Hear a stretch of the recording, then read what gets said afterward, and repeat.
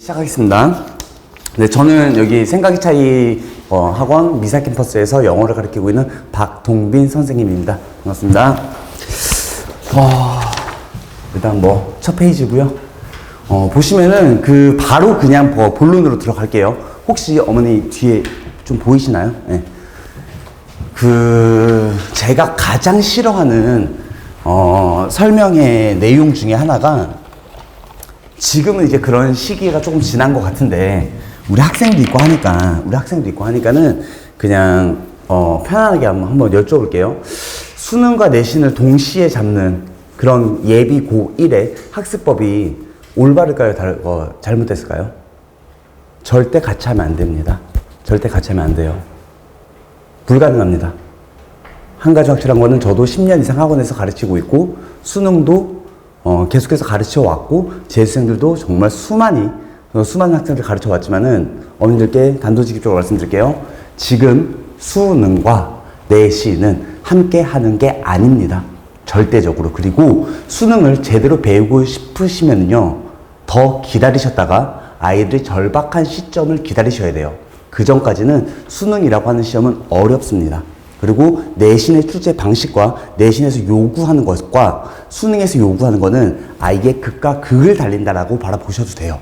그러다 보니까는 일단 어머님들께 제가 말씀드리고 싶은 게, 내신은 일단 무조건 잘 받고 보셔야 돼요. 어정쩡하게 내신을 획득을 하고 난 이후에, 그 이후에 나는 수능과 동시에 했기 때문에 내신이 무너지거나 혹은 조금 디스어드밴티지를 받았다라고 했을 때, 그걸 구제해줄 사람은 아무도 없습니다. 학원 강사, 학원 원장 절대 구제해주지 않아요. 근데 선생님들이 이런 말을 하죠. 하남고 시험지를 바라보시면 어머님들, 요 글자 혹시 보이시나요, 어머님들? 전혀 안 보이죠? 여기에 지금 작성이 되어 있는 글자가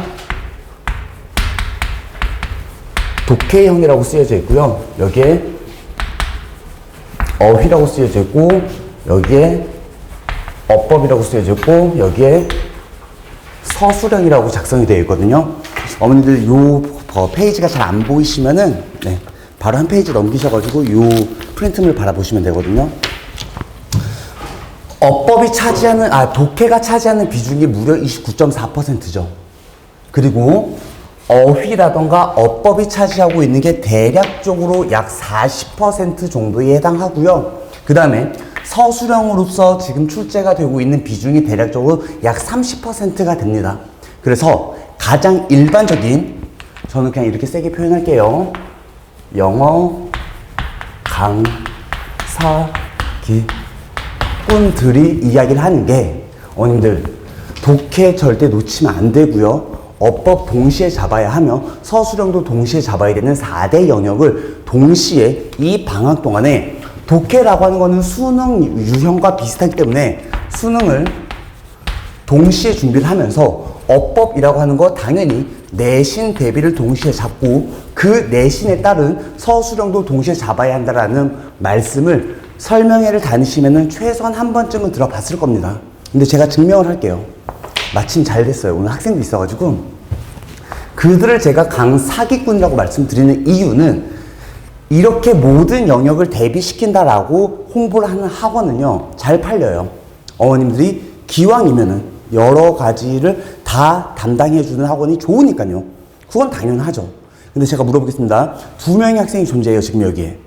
2명의 학생한테 제가 지금까지 교과서와 관련된 실제 기출 문제들을 한두 문제가 아니라 유닛별로 해가지고 최소한 120문제를 약 일주일간에 걸쳐가지고 과제로 매번 냈습니다.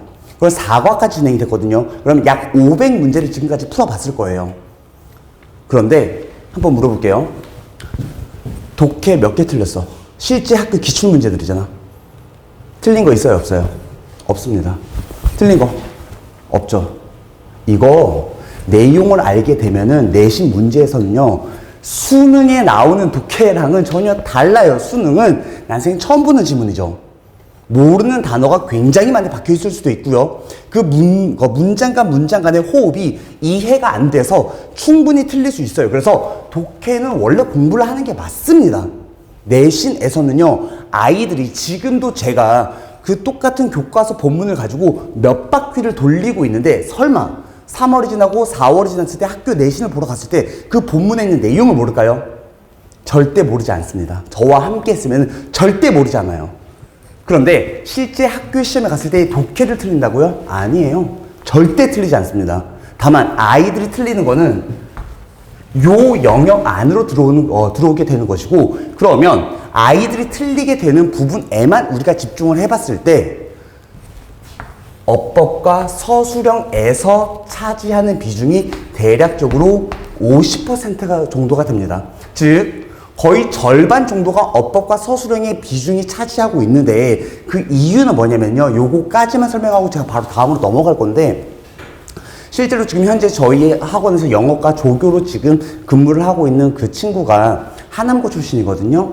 그 친구가 지금 연대에 다니고 있어요. 하남고에서도 굉장히 우수한 성적을 냈던 거죠. 그 친구한테 얼마 전에도 물어봤던 게 1등급 컷과 2등급, 3등급 컷을 물어봤을 때 1등급 컷은 평균적으로 약 94점 내외로 잡힌다라고 하더라고요. 그리고 제가 알아본 바도 보통 이 정도 점수가 됩니다. 그런데 어머님들께서 살짝 알아두셔야 되는 게 3등급 컷이거든요. 3등급 컷은요, 약 89점이에요. 하남고 어마무시하게 이 점수 안에 몰빵되어 있는 거거든요. 여기서 할 수 있는 거는 아이들, 어차피 지금 이 시점에 이 입시 설명회를, 입학 설명회를 들으시는 어머님들께서는요, 우리 아이가 최소한 지방대를 가기 위해서는 지금 입시 설명회를 막 열심히 다니거나 그러신 분들 없으실 겁니다. 적어도 인서울 내지는 적어도 인서울 내에서 탑 10 안에 무조건 들어가는 그런 학교를 목표로 하실 거예요. 여러분들의 어머니들의 자녀들은요, 절대 이 문제 틀리지 않을 거예요. 그래서 제가 학생들한테 물어볼게요. 우리 방학 때 뭐만 했지? 어법만 했죠. 주구장창 어법만 했습니다. 그래서 그 어법만 하는 이유가 아이고 지우개가 뭐 차지하는 비중이 요 정도로 잡혀 있고요. 결국에 뭐 독해가 30%라고 하는데 이거 아무 의미 없는 거예요. 이거 다 맞습니다. 절대 안 틀려요. 내신 공부를 열심히 했다면. 그러면 아이들이 틀리는 거는 여기서 일부 찔끔, 여기서 일부 찔끔 틀리는 거예요. 그러면 우리가 지금부터 완성시켜야 되는 거는 여기서 한두 문제라도 틀리면 안 돼요. 왜? 등급 때는 이렇게 잡히니까요. 여기서 세네 문제가 틀리게 되면은요, 3등급이 안 나옵니다. 인서울은 무슨 인서울이에요? 절대 대학교 인서울 하는 것 자체가 굉장히 힘들어집니다. 그래서 저는 방학 때 다른 거 안 합니다. 제가 독해 수업을 못해서가 아니에요. 충분히 할 수 있는데 안 가르쳐요. 왜? 이거 놓치고 나면 어차피 수시가 다 물 건너가 버립니다. 그거에 대한 보상을 누구한테 받으시려고요? 이거는 하는 게 아니에요. 하는 게 아닙니다. 그리고 네, 제가 지금 시간 관계상 조금 단축하기 위해서 이게 사실은 여기 페이지가 더 과간인데, 이제 2학기 2차 시험이거든요. 2차 시험에서 페이지를 살짝 넘겨보시면요, 하남고가 살짝 이게 바로 작년 출제 흐름인데, 여기서 살짝 눈에 띄시고 이 페이지 바라보시면요, 여기에 첫 번째 지금 쓰여져 있는 게 듣기거든요. 우리 하남고 아이들 못하지 않잖아요. 그래도 이 지역에서 곧잘 하는 친구들이잖아요. 어머님들, 듣기 관련된 스크립트가 이미 기존에 다 배포가 되어 있어요. 그리고 듣기 스크립트는 정말 쉽거든요. 다시 한번 여쭤볼게요. 아이들 틀릴까요? 안 틀려요. 독해는요? 안 틀립니다. 근데 듣기에 배점이 된 게 33점이에요. 그리고 독해에 배점이 되었던 게 33점입니다. 애들 어디서 조지는 거예요? 여기서 다 조지는 겁니다. 이게 작아 보이세요? 7점이? 이거 한두 문제 가지고 등급이 바뀌어요. 어머니들, 기본적으로 누구나 다 맞는 이 점수는 여기에 60점이 달려있어도 다 받아요. 다 받습니다. 근데 1점이 밀리면은 등급이 밀리는 게 내신 시험이다 보니, 영어 수능에서 영어는 절대평가잖아요. 내신은 상대평가잖아요. 여기서 누구나 다 받는 60점이든 70점이든 80점 아무 의미가 없어요. 애들이 흔들리는 건 여기입니다. 그래서 지금 여기 한번 보세요. 어법과 서술은 결합형으로 27점을 때려 박아버리는 거예요. 여기서 선생님들 또한 이게 저희 홈페이지에 올라가다 보니까 조금 정제된 표현을 쓰긴 써야 되는데 은호야 네가 알아서 편집해. 양아치죠. 양아치죠. 저희 와이프가 교사거든요. 저도 임용고시를 살짝 준비를 했었고요. 근데 이건 도저히 좀 저는 말을 좀 걸걸하게 하는 스타일이라서 학교에 가면 금방 잘릴 것 같아가지고 그냥 학원 쪽으로 빠졌는데, 가르치는 사람 입장에서 문제 출제하기가 가장 쉬운 게 이거예요. 어법이에요. 저희들은 문법 다 알잖아요. 와셨던 거 대수로 바꾸는데 5초도 안 걸립니다. 애들은 힘들죠. 독해 문제 만드는 건요, 진짜 머리를 짜내야 돼요. 힘을 다 빼버리는 거예요. 힘을 다 빼버리는 겁니다. 어차피 쉬운 문제 그냥 다 줘버리고 평균 점수 올려버리고 어차피 여기서 틀릴 애들은 다 틀리거든요. 제가 마지막으로 딱 하나만 말씀드릴게요. 하남고 친구들 포함해서 사실은 일반적으로 모든 내신이 비슷한 흐름이긴 하지만 가장 최근이에요. 이때 이 시험에서 선생들이 하셨던 행위가 순간적으로 짓거리라고 할 뻔해가지고 행동하신 게, 이건 좀 너무하잖아요. 이거 누구나 다 맞히는 거 이거 박아놓고 그리고 나서 평가할 때 애들 구분시키는 거는 너무나 간단하게 그냥 어법 서술은 그냥 다 깨버리는 거거든요. 이 흐름은 사실은요, 하남고만의 문제가 아니라, 하남고만의 이슈가 아니라 풍산고도 똑같습니다. 사실은요. 선생님들이 1년에 4번 정도의 시험을 출제를 해야 되는데 그 시험 4번이라고 하는 게 사실은 시간 부족이 조금 있기 때문에 3분 남았다. 큰일 났다. 제가 그 학교 분석, 기출문제 분석하는 거는 제가 따로 유튜브에 다 올려가지고 하나하나 꼼꼼하게 분석을 해드릴 건데, 오늘은 큰 대략적인 내용밖에는 설명을 못 해드리거든요. 참고만 하시면 되는데, 부탁드리고 싶은 게 있어요. 학원 등록 안 하셔도 되거든요. 자녀를 위하면요, 아이들 어법 공부만 시켜주세요. 그리고 시험이 되었을 때 아이들한테 물어보세요. 과연 독해 때문에 너는 걱정이 되는지, 아니면 지금 어법 서술에 너는 흔들리는지. 저희 아이들은, 제 새끼들은요, 당연히 이것만 지금 2달째 하고 있어요. 확신합니다. 저희 학원에서 하남고, 최소한 하남고 3명의 학생들이 듣고 있는데 1등급 다 집어넣을 거예요. 제가 이 말씀을 드리는 이유는 하남고 친구가 지금 3명 중에서 2명이 듣고 있는데 이 친구들한테 은근한 압박을 지금 집어넣고 있는 거예요. 해내야 돼. 난 뱉었기 때문에. 난 너네 믿을 거야. 할 수 있어. 할 수 있어. 그래서 살짝 마무리하는 과정에서 풍산고 같은 경우에 제가, 풍산고는요, 지금까지 흐름은 완벽하게 동일합니다. 완벽하게 동일한데, 다만 풍산고는 조금 과간입니다. 조금 나쁘게 표현하면 문제가 저질이에요. 낮아요, 그냥. 낮아요. 낮다라고 하는 것은 정말 솔직히 어법으로 그냥 후드려 팹니다, 애들을요. 그래서 어머님들 그 받으신 자료들 중에서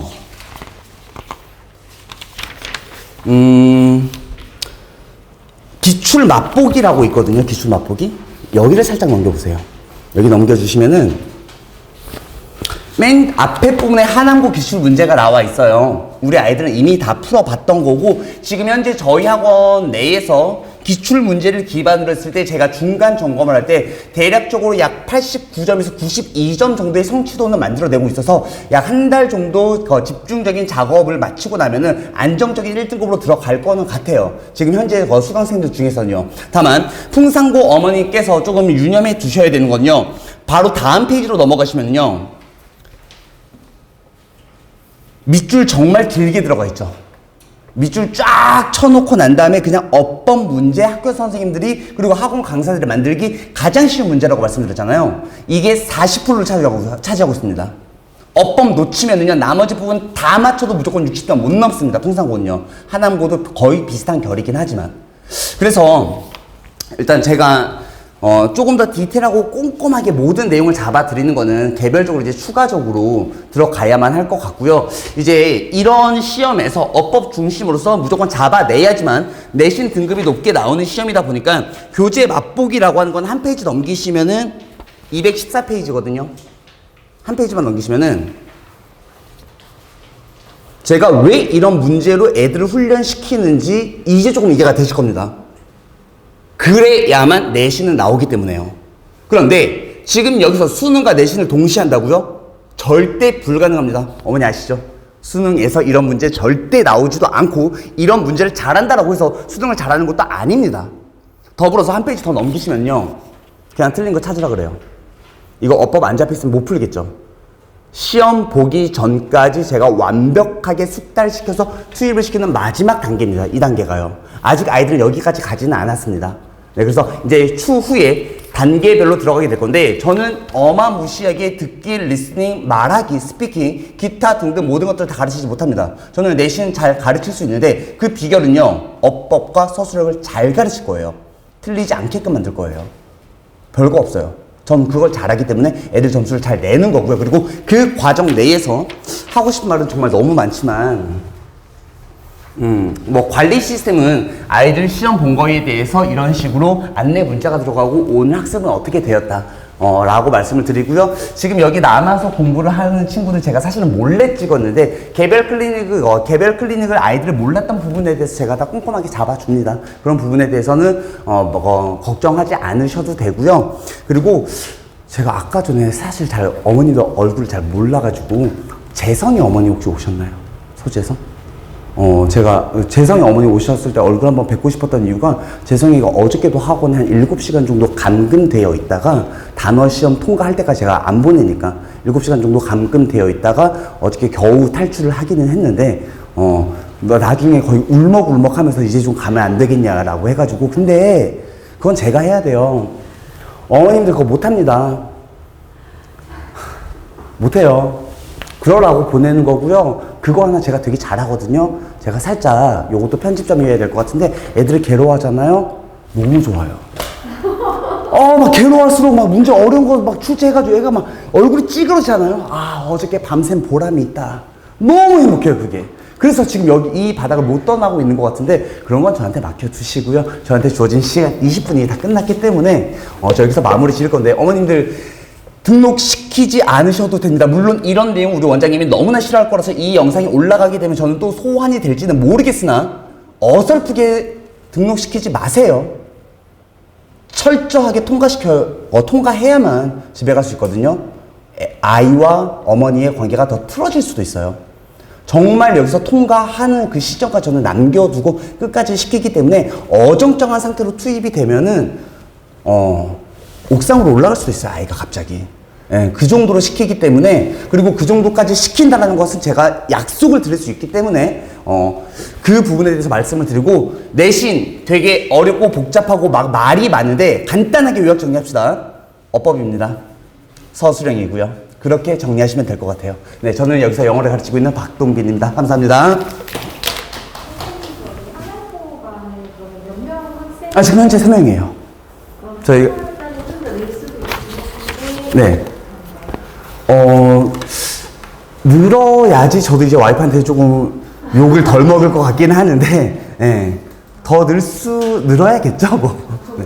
개강일이 언제요? 저희 지금 상시 개강인데, 제가 사실은 이게 다 준비됐던 내용 중에서 지금 많이 조금 제거를 했던 내용이 뭐냐면은, 2월 한정해서 지금 추가적으로 등록을 하시는 분은요, 저희가 기존에 공부를 해왔던 내용에 대해서 3월 되면은, 보충해주기가 많이 힘들어집니다. 그래서 하남 친구들 같은 경우는 어느 정도 기반이 되어 있다는 전제 하에 3월 달에는 조금 제한되는 부분이 없지 않아 있고요. 근데 2월 달에 등록하는 범위 내에서는 보충이 가능한 이유가 학교를 안 가잖아요.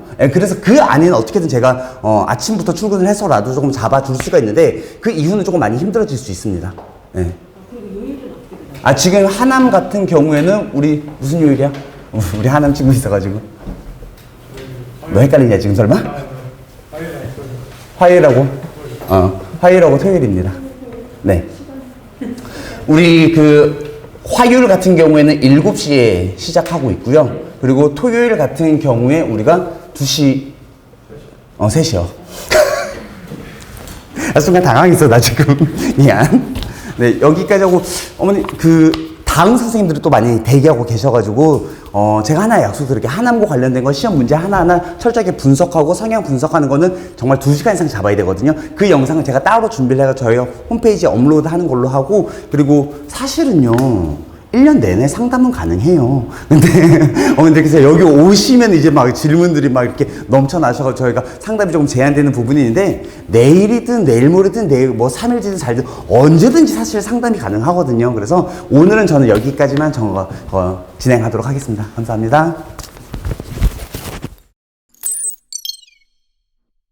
안녕하세요. 저 생각의 차이에서 하남고랑 풍산고랑 이제 내신 맡고 있는 전임강사 신슬기라고 합니다. 만나뵙게 돼서 너무 감사해요.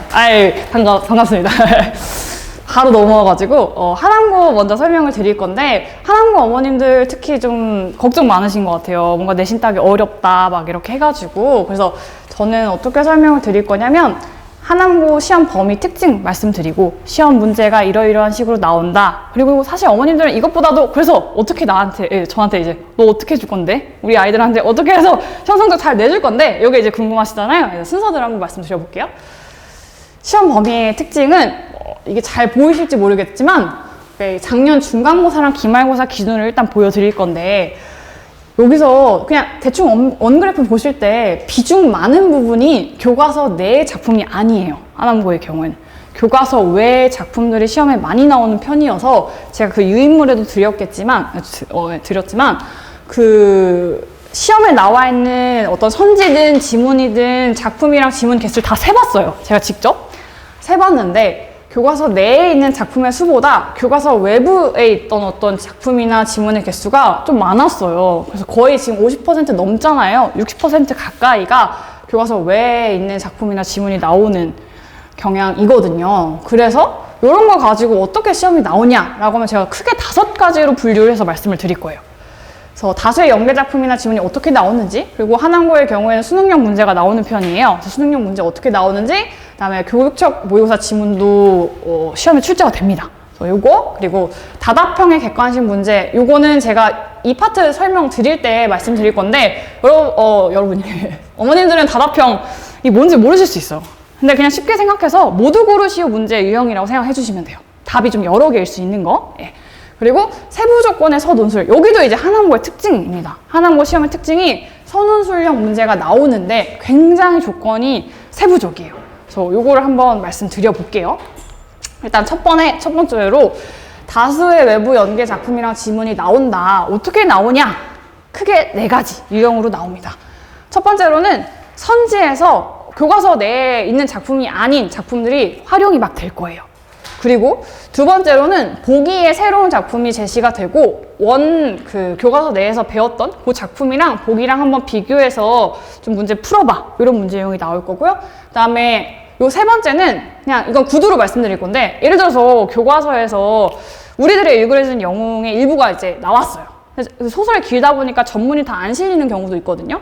그러면은 일부가 실려 있지만 그걸 바탕으로 이제 작품 전체에 대한 어떤 내용은 배웠잖아요. 근데 시험에 교과서에는 수록되지 않은 다른 파트 부분이 이제 같이 제시될 수 있어요. 예를 들어 소설은 발단, 전개, 위기, 절정, 결말 이렇게 구성이 되는데, 뭐 교과서 내에서는 이렇게 있어요.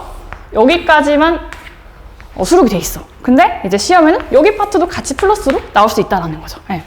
그래서 그렇게 나오는 경우가 있고, 그다음에 복합 지문으로 제시되는 경우도 있는데, 어머님들이 시험지 보셨을 때 가, 나, 다 이렇게 이제 같이 지문으로 이렇게 제시되고 문제가 이렇게 나올 수 있어요. 근데 요거 2개는 교과서에 있는 작품인데, 얘는 교과서에 없던 작품일 수도 있다라는 거죠. 그래서 이렇게 이제 문제가 외부 작품들이 연계돼서 나올 수 있는데, 실제로 한번 문제 볼게요.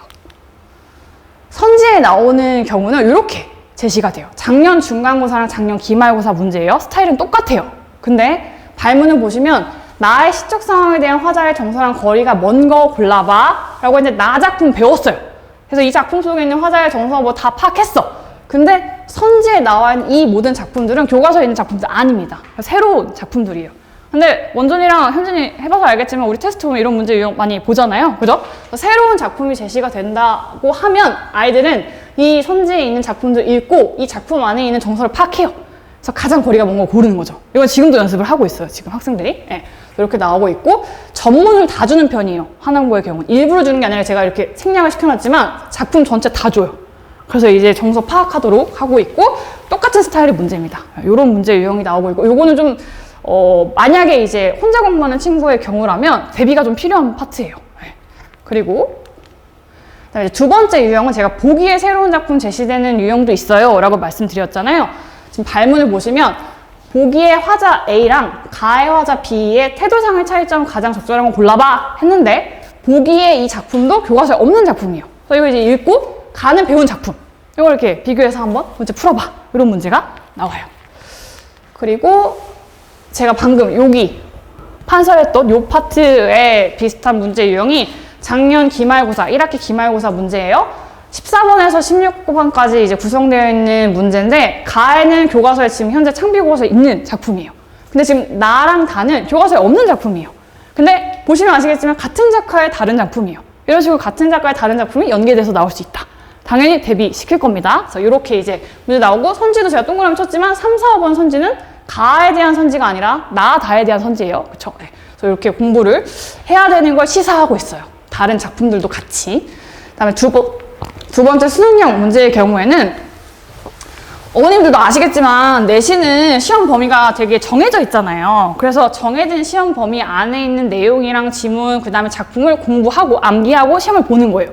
근데 모의고사나 수능 같은 경우에는 새로운 작품이나 지문이 나오잖아요. 그래서 그때 읽고 이제 푸는 건데 그러다 보니까 교육청이나 평가원에서는 그런 모의고사를 낼 때, 수능형 문제를 낼 때 보통 보기나 외적 준거를 줘요. 좀 있어 보이는 표현으로 외적 준거라고 표현하는데 외부의 어떤 기준을 줘요. 그리고 이제 그걸 바탕으로 문제를 푸는 문제가 나와요. 근데 그게 수능이나 모의고사에서 3점짜리 유형에 해당이 되거든요. 근데 이런 문제 스타일을 하나고에서 내신에도 냅니다. 그래서 한번 뭐 이렇게 발문을 써놨는데 그냥 한 문제만 단적으로 봐볼게요.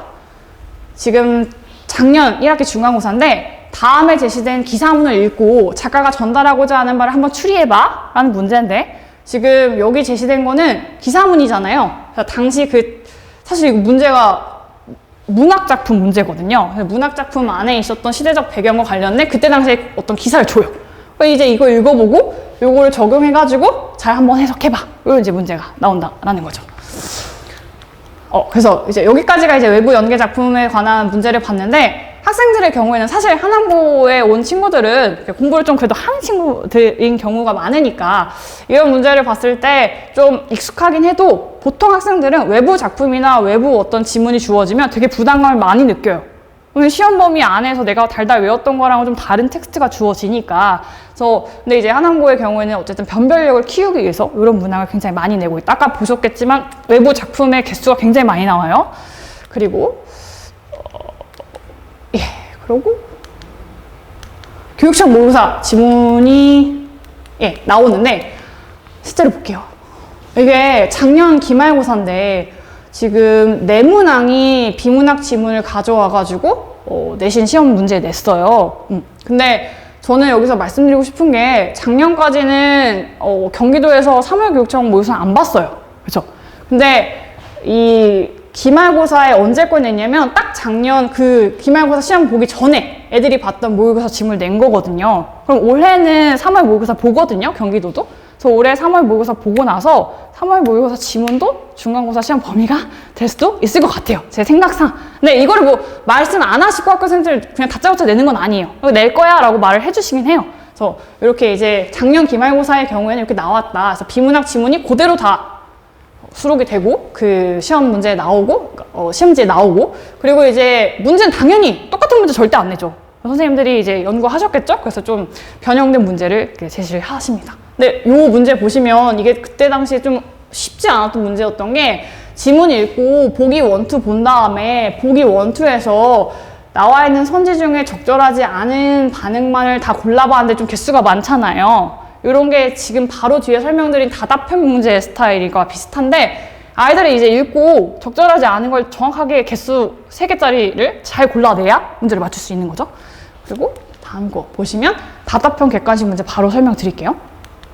모두 고르시오 문제 스타일인데 객관식 문제에서 변별력을 낼 수 있는 방법은 다양한데 아까처럼 외부 지문 주는 것도 굉장히 어렵게 느껴지게 할 수 있는 문제이기도 하지만 이렇게 좀 있는 대로 고른 것은 이런 문제 되게 어려워요. 어머님들한테 제가 여기서 적절한 설명 있는 대로 다 말해보세요 이렇게 하면 개수가 안 정해져 있으니까 어렵단 말이에요. 네.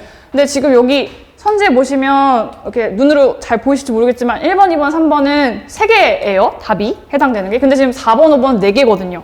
그럼 이제 아이들이 정확하게 판단을 해서 개수까지 다 맞춰야 돼요. 그죠? 이걸 맞추려면. 그래서 지금 16번 문항은 작년 중간고사 문법 문제인데 문법 문제도 발문 잘 보시면 기역에서 비읍 중에서 의문 현상이 있을 건데 이거 다 해보고 동일한 의문 현상이 일어나는 말 골라봐. 개수가 달라요. 그러니까 정확하게 애들이 이거 다 발음해봐서 의문 현상 다 뽑아낸 다음에 똑같은 걸 골라내야 되는 거죠. 이런 문제들이 나오고 있다라는 걸 아시면 될 것 같고, 그 다음에는 이제 세부적인 선원 수령 문제가 출제가 되고 있어요. 이게 제가 알기로 중학교를 어디 나왔냐에 따라서 선원 수령 문제를 실제 시험에서 본 친구들도 있고, 그러니까 중학교 시험에서 또 어떤 학교의 경우에는 선원 수령 문제가 안 나왔던 걸로 제가 알고 있어요. 그래서 선원 수령 문제에 대한 어떤 걱정이 많으실 텐데 실제로 어떻게 나오냐면 되게 세부적으로 나와요. 이게 작년 기말고사 문제거든요. 약간 어머님들한테 이런 식으로 나온다고? 좀 말씀드리려고 기말고사 문제를 먼저 갖다 이렇게 넣었는데 지금 이게 문제 한 문제거든요? 굉장히 길잖아요. 한번 볼게요. 보기를 바탕으로 여기 있는 문장 이거 내용을 이해한 걸로 적절하지 않은 걸 이 중에 찾아봐. 그리고 왜 적절하지 않은지 이유를 서술해봐. 이렇게 지금 문제가 나오고 있어요. 근데 그러니까 여기 보기에 이제 한글 맞춤법 조항이 제시를 해줘요, 조항을. 그러고 기역부터 미음까지 문장이 나왔는데 밑줄이 사실 이렇게 쳐져 있는데 멀리 보시면 잘 안 보일 수 있어요. 요거를 이렇게 다 보고 여기 중에서 뭔가 이제 설명한 것들이 막 있어요. 그거에 대한 설명이에요. 1번, 2번, 3번, 4번, 5번이. 대충 보시면 1번, 기역에 밑줄 친 2호는 2호로 발음할 수 있어. 이 조항이 나와 있긴 하거든요. 그래서 적용해가지고 이렇게 설명이 나와 있는데 이 중에 뭔가 적절하지 않은 설명이 있어요. 이걸 골라내요, 애들이. 그리고 여기 조건 보시면 적절하지 않은 설명 골라내면 2점 줄게. 그리고 그 이유 잘 설명하면 3점 줄게. 근데 되게 뭐라지? 단호박인 게 문제가 정확하지 않잖아? 그럼 부분 점수 없어. 이렇게 나와요. 그러니까 부분 점수가 없습니다. 정확하게 쓰지 않으면. 그럼 5점짜리 지금 문항인데 어떤 학생의 경우에 잘 골랐어. 근데 뭔가 이유를 좀 흐지부지하게 썼어요. 그러면 5점 중에서 2점밖에 획득하지 못하게 되는 거죠. 정확하게 공부를 해야겠죠? 다음에 이것도 마찬가지예요. 저 이거 보고 되게 놀랐던 게 진짜 세부적이다 싶었어요. 왜냐면 발문에서 보시면 뭐 배운 작품이긴 해요.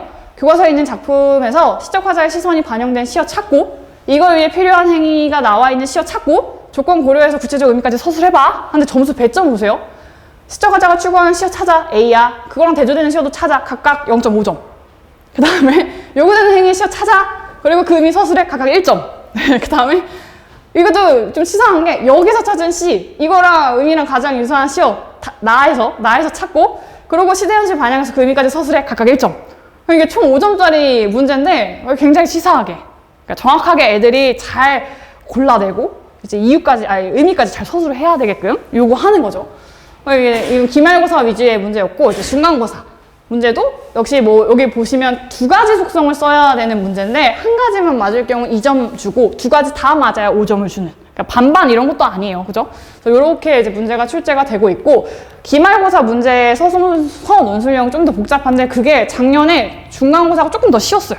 그래서 이제 기말고사 때 등급컷 나눠야 되니까 좀 더 어렵게 냈던 걸로 보이긴 해요. 그래서 이런 식으로 문제가 출제가 된다.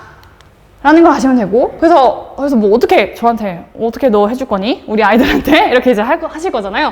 그래서 저는 크게 3단계로 나눠서 수업을 하려고 해요. 첫 번째로는 당연히 이런 모든 문제들을 맞추려면 기본 개념이 좀 단단해야 됩니다.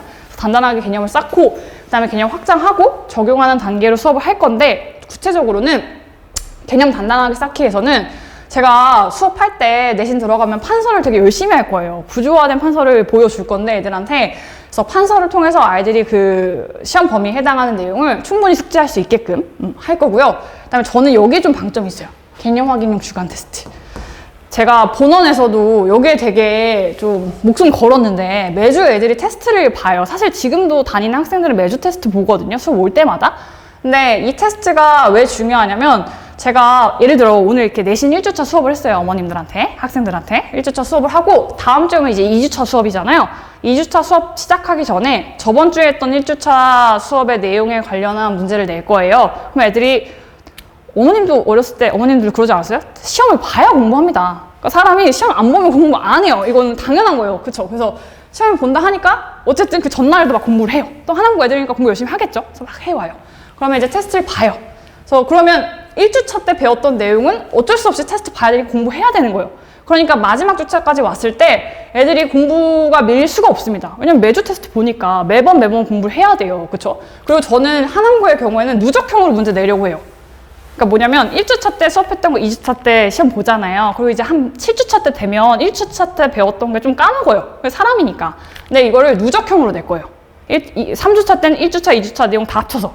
7주차 때는 1주차부터 6주차까지 내용 다 합쳐서 이렇게. 네, 그래서 그렇게 테스트를 볼 거고, 테스트를 보는 이유는 제가 방금 말씀드린 것처럼 아이들이 공부를 해오니까 중요하기도 하지만, 또 제가 제일 중요하게 생각하는 부분은 애들이 테스트 본 결과를 제가 봐야 그게 가장 사실 도움이 되는 게, 아이들마다 부족한 부분이 달라요. 그렇죠? 어떤 애들은 문법을 되게 못하고 어떤 애들은 문학을 되게 못해요.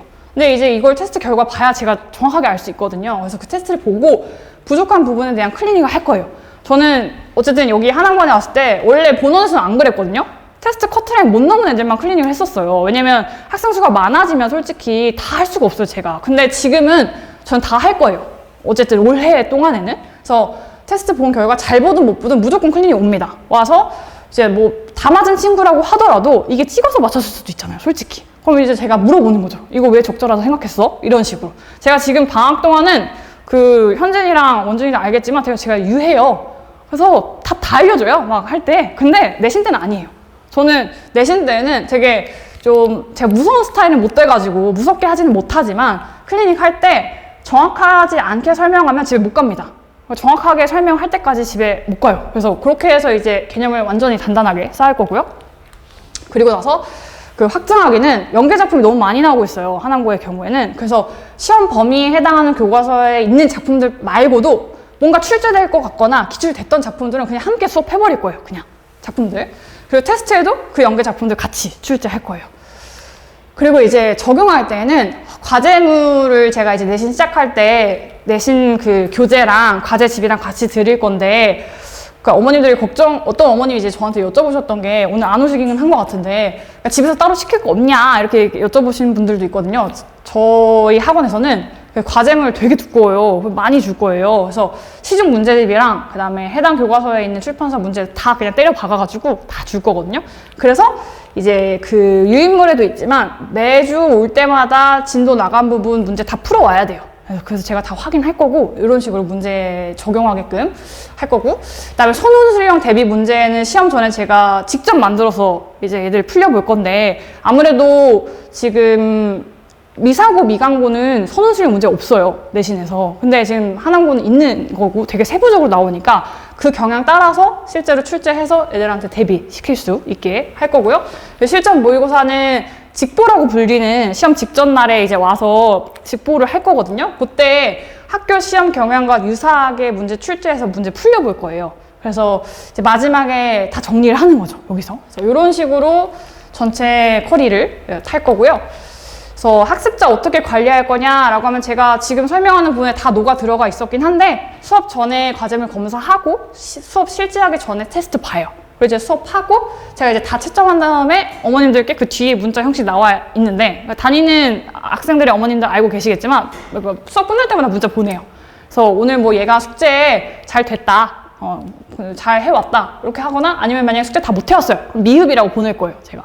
테스트 시험 성적도 그때그때 다 보내거든요. 그래서 몇 점 맞았고 클리닉 언제 진행할 거다, 이런 식으로 이제 다 보내서 학습자들을 관리할 겁니다, 학생들을. 이렇게 하면 전체 이제 그 어떻게 시험 대비할지 어느 정도 그래도 숙지 되셨을 거라고 생각을 해요. 그래서 이렇게 한항고는 준비를 했고요. 그다음에 풍산고의 경우에는 둘이 완전 경향이 다른데, 뒤에 관리하는 부분 사실 똑같거든요. 근데 앞부분 시험 경향만 좀 다르니까 볼 거예요.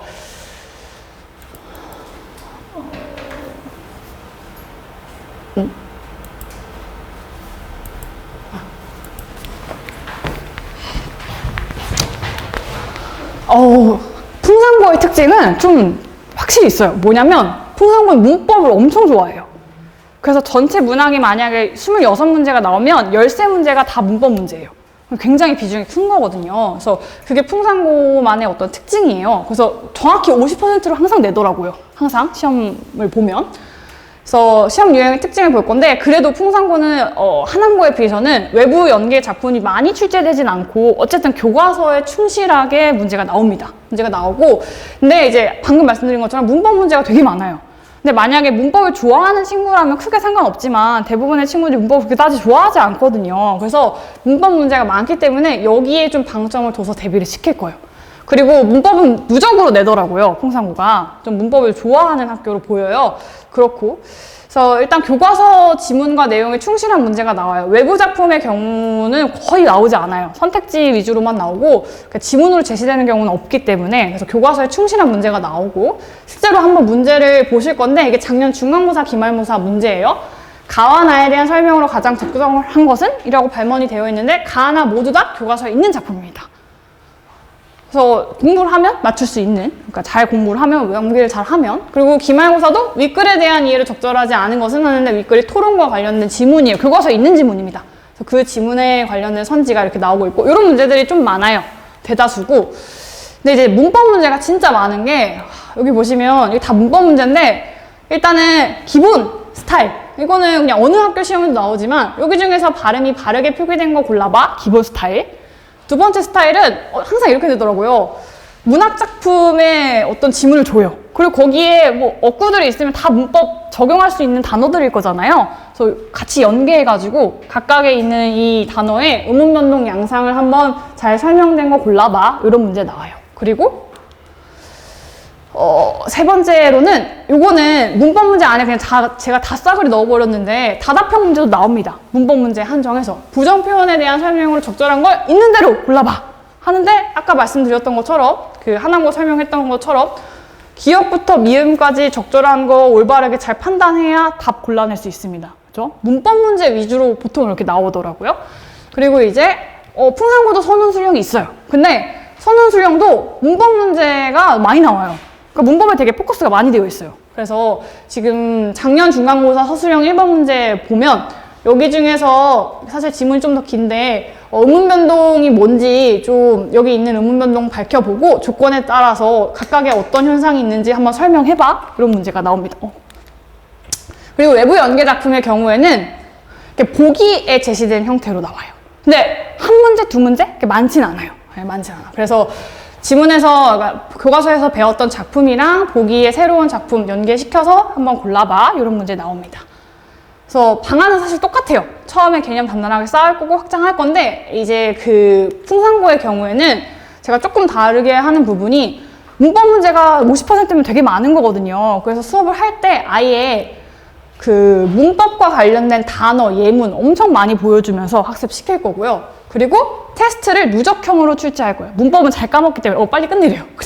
그래서 문법 OX 문제를 이제 낼 거고요. 그래서 여기 똑같아요. 그래서 수업 전에 과제물 검사하고 테스트 보고 수업 실시하고 클리닉 진행하고 이렇게 진행해서 좋은 점수를 얻게끔 할 겁니다. 들어주셔서 너무 감사하고 안녕하십니까. 생각의 차이 과학 대표 강사 서현덕입니다. 일단 저희 팀부터 소개드릴게요. 저희 팀은 그 팀장 서현덕이고요. 그리고 저는 고등학교 2, 3학년 물리화학과 통합과, 그리고 김슬기 쌤이 이제 여기 지원하실 건데 고등학교 2, 3학년 생명지구과학이랑 통합과학 하시고요. 그리고 김한희 쌤이 그 통합과학이랑 중등과학 하시는데 아마 그 미사팀 아마 클리닉 지원하실 거예요. 그리고 일단 어머님들이 그 저번 설명에도 50분 계신 것 같은데요. 한 번 더 해드릴게요. 통합과학이란 과목에 대해서 약간 이제 정확한 지식이 없어요. 통합과학이라는 게 물리화학, 생명, 지구화학이 정확히 구분되어 있어요. 물리화학, 그러니까 이게 구분이 되어 있다는 말은 각각의 전공쌤이 들어오시는 거예요. 현재 2, 3학년 들어가시면서 동시에. 그러니까 통합과학만 하실 쌤은 없어요. 그 말은 내신 시험이 상대평가니까 분명히 전문적으로 전문 분야에서 2학년, 3학년 문제가 나와요. 난이도 있는 문제가. 그럼 물화생지 모든 과목이 난이도가 있냐? 그렇진 않아요.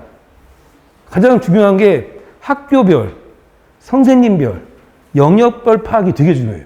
그 정보가 정확해야만, 왜냐하면 통합과학이 어떻게 보면 뭐 하남거나 풍산거나 특히 뭐 어렵더라도 결국은 한두 문제예요.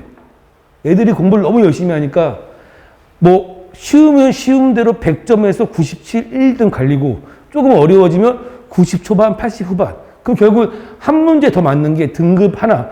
등급 하나가 어머니 입장에서 굉장히 뭐 얼마나 큰 차이냐. 실제로 차이 없어요. 근데 아이들이 느낌이 달라요.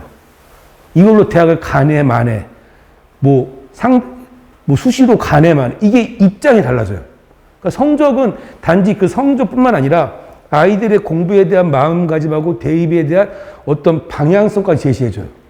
자, 그러면 저희가 이제 학원을 다녔을 때, 다니지 않았을 때가 아니라 그냥 과학 공부를 꾸준히 했을 때랑 하지 않았을 때 비교할게요. 이게 B케이스가 이제 학교만 공부했을 때. 아무래도 벼락치기 하죠, 벼락치기. 이건 100%예요. 혼자 인강 듣고 절대 안 해요. 그래서 2주, 3주 급하게 공부하면요.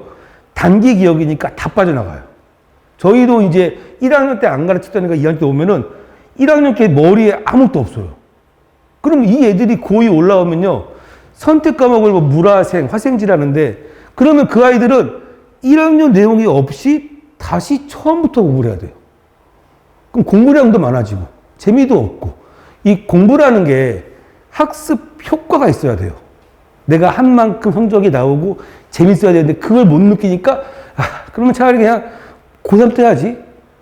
근데 고3 이미 끝났어요. 고3 때 과탐 시작하지 마세요. 고3 때 시작한다 그럼 걔는 재수 예약이에요. 아니면 원치 않은데 가야 돼요. 왜냐하면 어머님들이 저보다 어리시겠지만 어머님들 때 과탐하고 지금은 너무 달라요. 이렇게 된 거예요. 애들이 공부를 해? 시험이 어려워져? 또 잘해. 계속 이게 지금 올라갈 때 올라갔어요.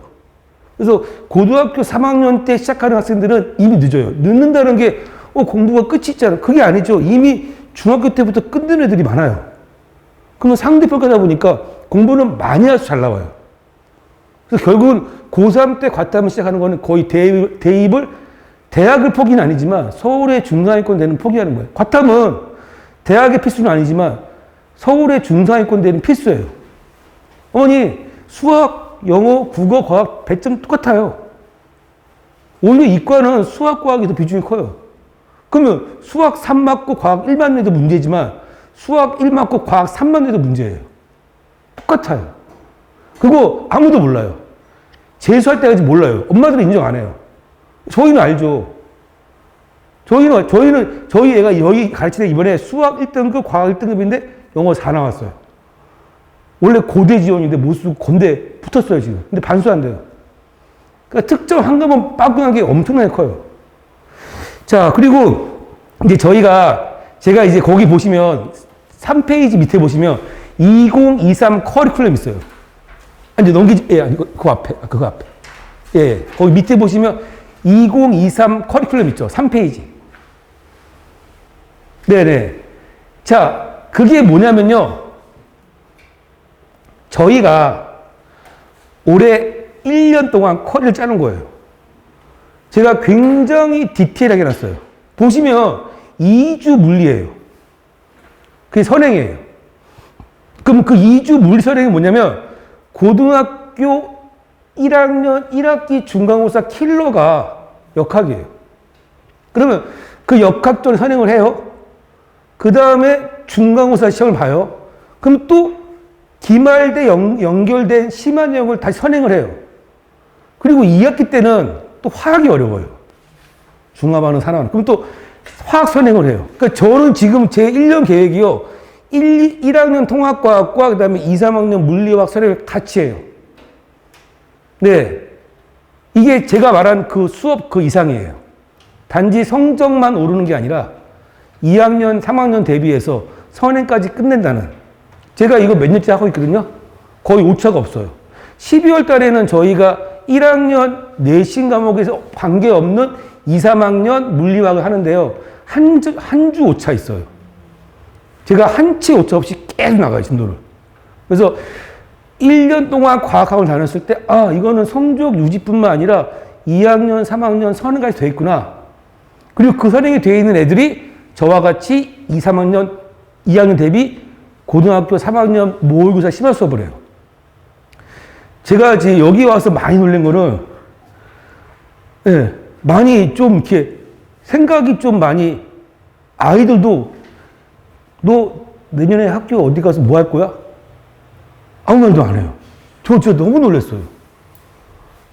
제가 지금 어디까지 되어 있고, 제가 엊그저께도 아이들하고 수업하다가 중화반응에서 지수로고 나오는데 로그를 아직 안 배워서, 아, 그렇구나. 예. 늦어도 너무 늦고, 아, 선행이 답은 아니잖아요. 그거는 선행을 치지 않는 학원에서 하는 말이에요. 저는 무조건 선행이에요. 지금 성적 중요하지만 그 다음이 더 중요해요. 결국은 수능이잖아요. 한 번이라도 더 하는 게 훨씬 잘해요. 선행하지 않는 학원의 특징, 꼼꼼하게 하면 선행하면 되죠. 무조건 한 번 더 하는 게, 무조건 남들보다 한 번 더 공부 더 많이 저는 그게 제 모토예요. 자, 그리고 저희 특징 두 번째가 뭐냐면요, 전문성이에요.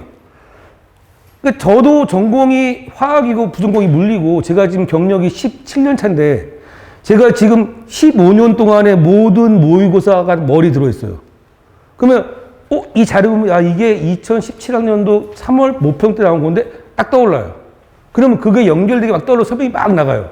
그리고 제가 생지가 저희 이제 김슬기 쌤인데 저한테 계속 자료 지원해줘요. 제가 이제 수업 준비를 그분이 다 해줘요. 저도 모르는 게 아니지만 여기 인원이 좀 늘면 이제 그분이 오실 텐데 돈 때문에 안 온 거 아니고요. 제가 여기를 지금 초반에 확 잡으려고 제가 혼자 한 거고요. 그리고 제가 대표 강사니까 제가 혼자 하는 건데 자료는 다 김슬기 쌤이 지원해주세요. 그리고 조교도 저희 김한희 쌤도 지금 2년 차인데 수업을 안 들어가요. 대신에 공부를 다 하고 있어요. 왜? 조교하려고. 옆에서 돕기 위해서. 그냥 대학생 알바가 앉아있는 게 아니라 거의 7, 80% 저희들이 7, 80% 현 선생님들이 1대1로 해주는 거예요. 저희는. 그리고 저희의 마지막은, 예, 제 유연함이에요. 뭐냐면 예를 들어 이제 입학을 했어요. 그럼 만일에 한학고인데 화학쌤이 갑자기 아프세요. 그러면 기간제 교사가 오세요. 그러면 그분이 분명히 시험이 어려워져요. 네, 왜냐하면 그분이 한학고가 어느 정도 레벨인지 몰라요. 그럼 저는 책을 싹 바꿔요. 야, 다시 바꿔. 그래서 다른 내용을 해줘요. 그러니까 학교 입학하자마자 미리 모든 교재를 만들어 놓고 하는 게 아니라 저희는 교재가 시험 4주 전에 나와요. 왜냐하면 어떤 상황에서 어떻게 변할지 몰라요. 1학년 내신은 한두 문제 싸움이어서 정확한 정보를 가지고 정확한 자료로 완벽한 대비를 해야 돼요. 한치의 오차 없이. 돌다리도 두들겨보고 여러 번 반복하고 계속 해야 돼요. 어머니들이 보시면, 야, 쟤 97이야. 쟤 94야. 어머니도 이 점수가 비록 3점 차지만 저희한테 이게 하늘과 땅이에요. 어머니 입장이, 야, 2등급하고 3등급은 이거 그렇게 바라보는 사람하고, 야, 3등급 안 돼, 2등급, 이게 너무 달라요, 결국. 저희 아이들의 인생은 이런 디테일 하나예요. 그게 습관이 돼요. 아니, 하나쯤이야, 뭐, 이게 애들이 계속 버릇되면요, 던지게 돼요, 계속. 이거 힘들어서 안 되겠어. 포기하게 돼요. 저희는 절대 포기 안 해요. 그래서 이 한 문제의 디테일함에 저희가 노력을 엄청나게 많이 해요. 하나 더 맞추려고. 자, 그리고 저희가 이제 간단하게 지금 이제 두 학교 다 있으니까 같이 보여드릴게요. 자, 풍산 보시면요. 지금 이게 지구과학이거든요. 난이도 중간이에요. 그리고 지금 보시면 잘 안 보실 때 용어도 있죠. 뭐 블랙홀, 중성자, 이게 고등학교 통합과학 교과에 없어요. 네. 물론 사설 교재는 있지만 이게 원래 고등학교 2학년 지구과학 내용이에요. 이 말은 학교쌤이 교과 연구를 안 하시고 그냥 아는 거 내신다. 예. 왜냐하면 서울은 절대적으로 교과서예요. 교과서 박교구 안 써요. 교과 내에서 난이도를 높여요. 근데 이거는 그냥 심플하게, 그래서 저희가 너무 좋아요. 대비가 돼요. 뻔히 보이거든요. 수가. 엄청나게 잘 가르치는 분들은 수가 안 보여요. 근데 이런 분들은 그냥 내가 아는 거, 내시는 거. 네. 그래서 요거 교과 외다 말씀드리고요. 그 다음에 이것도 보시면은 알칼리 금속에 보시면 여기 염기성이다. 우리 아이들 중학교 때 산염기 안 배워요. 교과에 없어요. 이게 원래 고등학교 1학년 기말고사에 나와요. 2학기. 근데 1학기 중간에 내버려요. 아무 생각 없는 거죠. 예. 그래서 저희 감사하죠, 여러분들. 그리고 생명은 되게 쉽게 나왔어요. 그러니까 교과만 충실하시면 돼요. 교과 내용만. 여기 뭐 딱딱 이게 다 교과 있는 거예요. 그리고 뭐 이런 거, 뭐 물분자 한 개 빠지는 거 그냥 너무 쉽죠. 첨가를 빠진다고 이런 낚시는 뭐 낚이지도 않고요, 애들이. 생명은 기본 교과 난이도 하고요. 교과에 좀 충실하고 네모난 나왔어요. 자, 그 다음에 이제 물리인데 아마 이분이 아마 이게 뭐냐면요. 1학기 중간 때 물리가 적게 나오고 기말 때 많이 나왔을 거예요. 이거 되게 쉽게 나왔어요. 근데 이 학교는 그 기말 때 물리가 어려울 거예요. 그래서 풍사는 기말 때 물리 대비를 미리 하셔야 돼요. 중간 때 100점 맞고 좋아하시면 안 돼요. 풍사 보시면 지금 정리하자면은, 약간 지구과학은 조금 난이도가 있고요. 그리고 물리는 쉽지만 기말 때 어려울 것이다. 자, 이제 미사고예요. 아니, 하남고. 죄송합니다. 자, 하남고. 이것도, 와. 저희 배운 애들 이거 본 적 없어요. 예, 이게 뭐죠? 이게 슈테판 볼츠만이라고 있는 건데요. 8년 전 내용이에요. 개정 전. 흑체 복사. 예, 들어본 적 없으시죠? 네, 왠지 알아요? 책이 없으니까요. 그러면 아까 봤던 풍산고쌤하고 같은 분일 수 있어요. 네. 이거 진짜 아무 생각 없이 된 거예요. 이거 책이 없어요. 이건 어느 문제봐도 없어요. 찾아보세요. 절대 안 나와요. 근데 개정 전 내용 보시면 아실 거예요. 이게 있어요. 그 말은 네, 이번 개정된 걸 공부를 하나도 안 하신 거죠. 왜냐면 이제 내용도 그래요. 다. 자, 그리고 이거 똑같죠. 아까 그 쌤하고 블랙홀 중성자랑 똑같죠. 네, 그분 같은 분일 수 있어요. 수학교 나가시는. 네, 그래서 저는 좀 아쉽긴 해요. 왜냐면 교과 공부를 꼼꼼히 하시는 분들이 시험인데 어려워요. 이런 분들은 저희 눈에 뻔히 보이고 학생들은 좀 불편하죠. 안 배운 내용들이니까. 그리고 네, 이게 이제 화학인데요. 화학은 절대 뭐 알려주지 않아요. 이게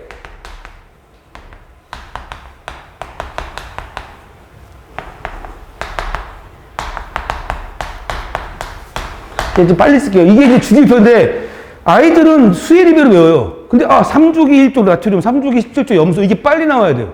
그래야 여기 시험 볼 때 여기서 얘가 벨륨이고 얘가 나트륨이고 얘가 황이고 염소고 플루오리다 바로 나와야 돼요. 이게 딱 보자마자 이게 뭐뭐뭐다 바로 이게 지금 뭔지 안 줬어요. 분류 기준을 찾으라 이거죠. 그러니까 이런 거는 공부량이 아니에요. 딱 보고 판단하고 쭉 나가야 되는데 수혜리 이 절대 안 돼요. 그냥 머리에 딱 박혀 있어야 돼요. 저희 애들도 되게 많이 이걸 잔소리 해대요, 제가. 시험 나왔을 때 결국은 아이들이 숙제할 때는 수혜리별로 되지만 시험 볼 때 달라요. 자, 그 다음에 이게 이제 생명, 이게 화학인데요. 이게 2012학년도 수능 17번 문제예요. 그때 갖다 낸 거예요. 아이들이 이게 쉬워 보이지만, 누구의 이웃하고 누구랑 마주보고, 이거 불편한데? 예, 이렇게 돼요, 먼저. 저희는 다 알죠. 이게 언제 거여고, 이 쌤이 요런 스타일이구나. 근데 저희가 이제 기출을 분석하면서, 이분이 또 이렇게 되겠구나라고 예측이 되죠. 그럼 저희는 이제 요런 문제약을 계속 줘요. 하나문고시 시험 볼 때 계속 줘요. 클리닉 때. 그럼 아이들이 은근히, 이렇게 어려워요. 다 익숙해져요, 처음에는. 이거 뭐, 누구 옆에 누구 옆에 안지편에 누구, 이게 되게 쉬워져요. 이런 유형을 계속 줘요, 저희들은. 저희 자료가 많으니까. 그래서 이게 난이도 상이에요. 네. 그리고 확실히 보면 이제 풍산도 쉽진 않지만 하나는 좀 어렵고요. 그렇다고, 이거는, 너무 어렵다. 이게 아니라 극복할 수 있을 만큼. 제가 보기엔 풍산이나 하남이나 둘 다 100점이 나오지 않을까. 100점 맞아야만 하고, 맞춰야 되고, 네. 그리고 저희 같은 경우는 지금 클리닉이 이제 제가 직접 안 하지만 저희 조교가 하지만 이제 계약하면 제가 해요. 왜냐하면 제가 이제 방학 때 막 특강하고 저도 10 to 10이에요. 10시부터 10시까지. 근데 이제 방학 끝나면 이제 특강이 끝나가지고 제가 시간이 많기 때문에 되게 직접 해요, 아이들한테. 그러면 저희들이 이제 보시면 시험 보고 나서요, 몇 점에 이게 아니라 문항 정보를 모아놔요. 이게 이번에 하나 책으로 나와요. 그래서 저희 재원생들 아마 책으로 줄 거예요. 10주 동안, 12주 동안 시험 본 거, 얘가 뭘 틀렸지? 아, 그럼 아이들이요. 저도 놀라워요. 왜냐면 제가 아이들 보고 1, 2주차에 틀린 거 보잖아요. 아, 얘가 이게 추론이 약하구나. 아, 얘가 서술형을 싫어하는구나. 다 보여요. 까먹고 있어요. 그래서 저도 아이들하고 이제 클리닉을 하면서 다 모은 자료를 아마 시험 2, 3주 전에 보면요. 그때부터 이 아이 다 달리 문제를 줘요. 다르게. 그게 왜 가능하냐면요. 몇 명이 없어요, 여기는. 인원이 적기 때문에 꼼꼼하게 해줘요. 네. 근데 제가 뭐 인원 적은 거, 저도 원래 여기 지금 1년 보고 들어왔어요. 원장님은 마음이 아프시겠지만, 저는 여기 뭐 인원이 암만 한 거 없어요. 네. 뭐, 딴 데서 뭐 나쁘지 않으니까. 그래서 여기서는 그냥 제가 한 1년 보고 2년 보고 있기 때문에, 일단 공부를 안 하거나 질이 안 좀 잘라버릴 거예요, 저는. 다 컷할 거예요. 상관없어요. 그래도 오래 못 가요. 오히려 밤 부디면 흐려요. 그래서 지금 여기 옛날에 소문이 되게 안 좋았다는 건데 지금 아시면 되게 분위기 좋아요. 왠지 아세요? 저희 학원은 강사가 저희가 목숨을 구해요. 그러니까 학원 이름이 아니라 저희 각각의 개인의 이름이에요. 그래서 엄청나게 준비를 많이 해요. 그러니까 저희가 저쪽 강동에서 살아남은 이유가 학원이 종합반이 아니라 강사 개개인이 엄청나게 노력을 해요. 어머니 나중에 보시면요. 학원 이름 보고 다니시는 시기가 지나실 거예요, 아마. 어떤 강사가 어떤 수업을 하고 어떻게 하는지 꼼꼼하게 보시고 어머니들이 다 아셔야 돼요. 그냥 학원 넣어놓고 하루에 8시간, 뭐 주 며칠, 얼마, 이게 그런 학원은 이미 끝났어요. 근데 여기는 아직도 많더라고요. 제가 그걸 비하하는 게 아니라 입시는 아이의 인생이고 저희도 그걸 알기 때문에 그 무게를 알기 때문에 저희도 최선을 다합니다. 그래서 지금 뭐 늦은 시간에 저희 얘기 들어도 감사드리고요. 네. 만일에 맡겨주시면 정말 최선을 다해서 열심히 하겠습니다. 감사합니다. 바로 시작하겠습니다. 인사 먼저 드리겠습니다. 신명진입니다. 네. 일단 제 소개 간단하게만 조금 하면 지금 이제 수학연구소 대표를 맡고 있으면서 생각의 차이 수학과 대표 강사를 맡고 있고요. 나머지는 그냥 한번 쓱 읽어봐 주시면 좋을 것 같고 뭐 지금도 대치 수업을 좀 줄여놓기는 했는데 아직까지 대치까지는 계속 소화를 해야 되는 일정이 될 것 같아가지고요. 대치 일정까지는 같이 소화를 하고 있는. 예.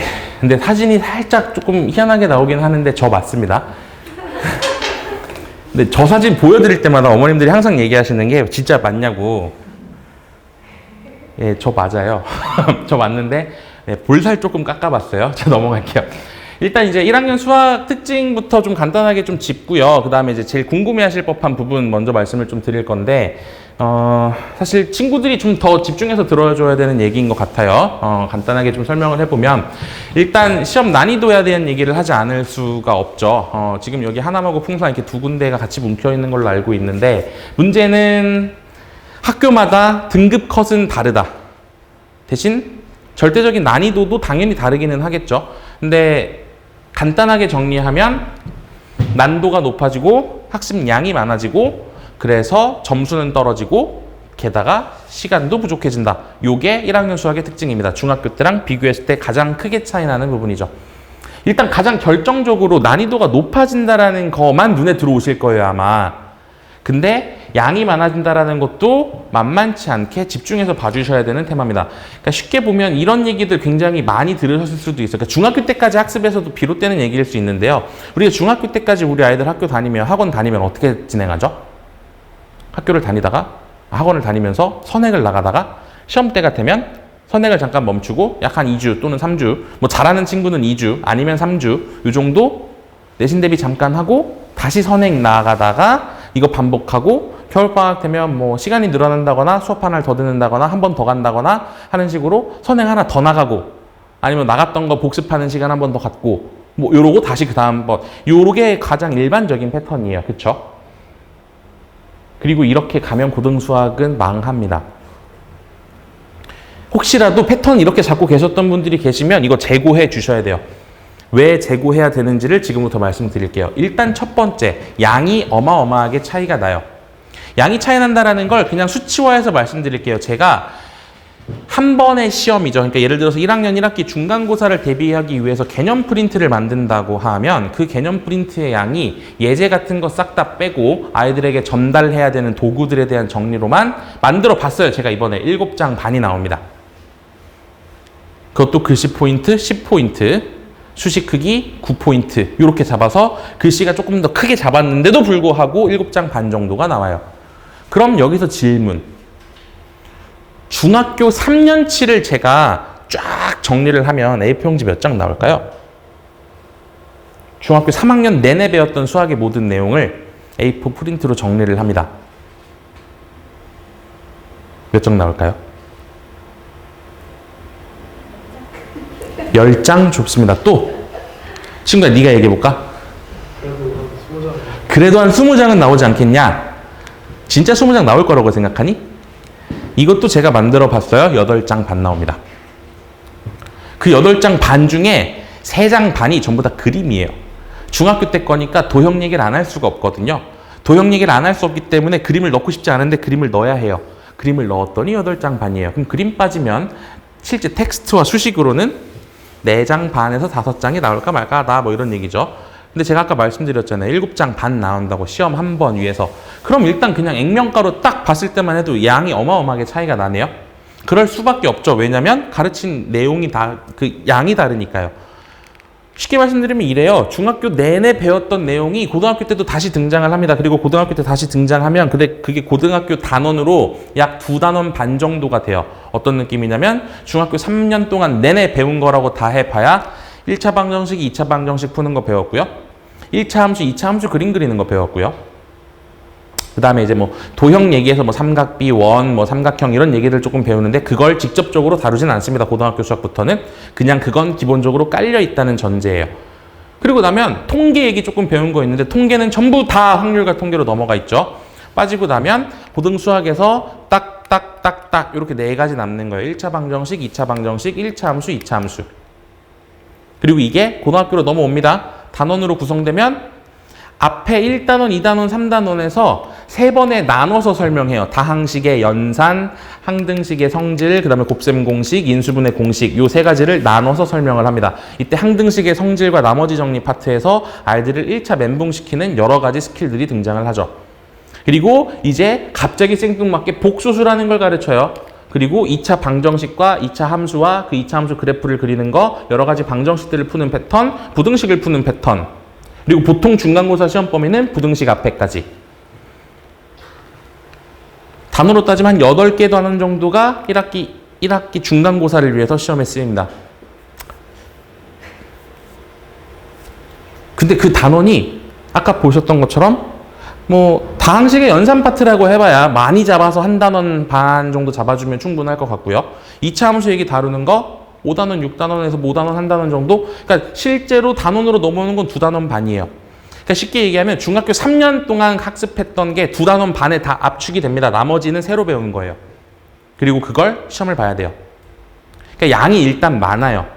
그게 뭐 그거지. 우리 아이들이 그냥 쉽게 생각하는 이유는 그나마 그래도 공부를 좀 했었으니까. 수상 정도는 선행을 2-3번 정도는 한 아이들이 좀 많기 때문에 그래봐야 수상인데 라고 생각하고 그냥 무던하게 넘기는 거지 양이 결코 많지 않아요. 그래서 실제로 제가 수업 횟수를 잡는 것만 해도요.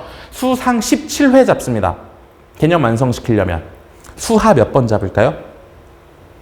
수하 11번 잡으면 개념 완성시킬 수 있어요. 그냥 표준 속도로 진행했을 때 얘기입니다. 수1 11회면 마무리할 수 있습니다. 수2 10회면 마무리됩니다. 미적 16회면 마무리할 수 있습니다. 이상하죠? 수상이 제일 많아요. 할 얘기도 제일 많고요. 다뤄줘야 되는 클리셰가 뭔지는 조금 이따가 말씀드릴게요. 클리셰도 제일 많고요. 아이디어 정리해줘야 되는 것도 제일 많고요. 시험을 봤는데 못 봤어요 라고 찾아오면 지금 이 자리에 많이 안 계시지만 만약에 1년 후에 제 수업이 조금 더 흥해서 조금 더 인지도가 생겨서 많은 분들이 만약에 이 자리에 앉아 계신다면 제일 많이 궁금해하실 게 분명히 공부를 한다고 했는데 왜 시험 점수는 안 나올까요? 라고 하면서 아마 이 자리에 앉아 계실 거예요.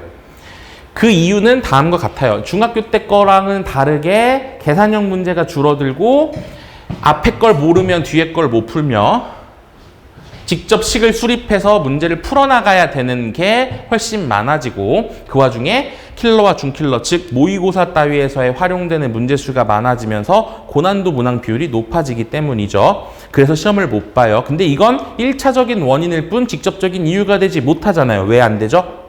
이렇게 공부하면 공부를 못하는 거죠. 이렇게 바뀌었으니까 공부를 못해 시험을 못 보지는 의미가 없어요. 왜? 이렇게 바뀌어도 잘 보는 놈은 계속 잘 봐요. 그럼 차이가 뭐냐를 집중해야 하겠죠. 자, 준비를 이렇게 하셔야 합니다. 순서를 보면 이런 느낌이에요.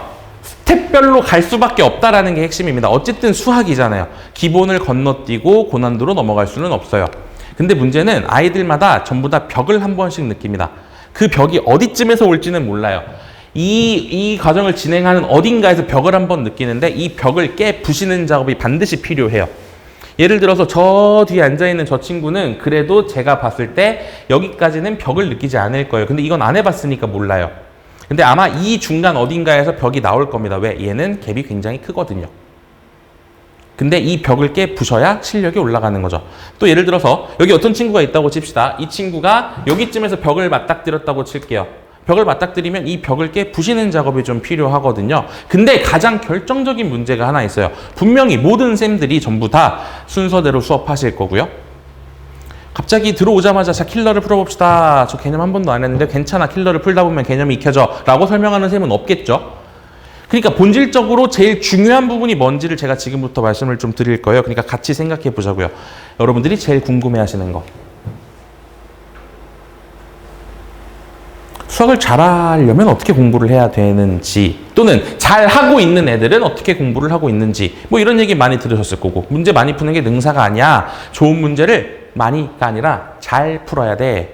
그러니까 그 퀄리티를 어떻게 높이는 건지 어떤 수업이 퀄리티 있는 수업이고 어떤 문제가 퀄리티 있는 문제인지 그냥 어려운 문제가 퀄리티 있는 문제다라고 생각하면 그것 또한 공부를 못하는 지름길이죠. 어려운 문제는 퀄리티 높은 문제가 아니에요. 퀄리티 높은 문제 중에 어려운 문제가 있었던 거인 거고요. 퀄리티는 그냥 거진데 문제만 어려운 문제도 있어요. 그러니까 이걸 선구안 골라서 전달하는 게 제 역할인 거고요. 그럼 이제 중요한 건 이 퀄리티를 어떻게 높이지에 대한 답을 드려야겠죠. 그러니까 같이 생각해 보죠. 문제를 하나 드릴 거예요. 제가 푸실 겁니다. 여러분들이 어려운 문제 아니에요. 제가 수학 선생이니까 수학 문제지 싶으시겠지만 수학 문제가 아닙니다. 자, 보시죠. 여러분들이 그림 하나를 선물을 받으셨습니다. 그 그림을 벽면에다가 걸 거예요.